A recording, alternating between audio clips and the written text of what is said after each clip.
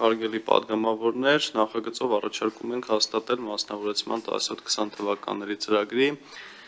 2024 թվականի տարեկան հաշվետվությունը, հաշվետու ժամանակահատվածում երկու պետական սեփականություն հանդիսացող ընկերությունների բաժնետոմսեր մասնավորեցնելու մասին ընդունվել են կառավարության որոշումներ, որոնցից ուղղակի վաճառքի ձևով մասնավորեցվել է մեկ ընկերության պետական սեփականություն հանդիսացող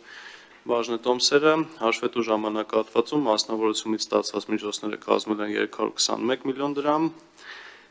որից 226 միլիոն դրամ մուտքագրվել է պետական բյուջե, իսկ մնացած մասը համապատասխան համայնքային բյուջեներ։ Ծրագրում հաշվետվության մեջ նաև ընդգրկված է ներդրումային պարտավորությունների և պրոֆիլի պահպանման պարտավորությունների կատարման վերաբերյալ տեղեկատվությունը, ընկերությունների լուծարման վերաբերյալ տեղեկատվությունը և այլ անհրաժեշտ տեղեկատվություն։ Առաջին ընթերցումից հետո տեխնիկական բնույթի առաջարկներ են եղել կառավարության կողմից, որոնք ընդունվել են և նախագիծը համապատասխանաբար խմբագրվել է, խնդրում եմ հաստատել։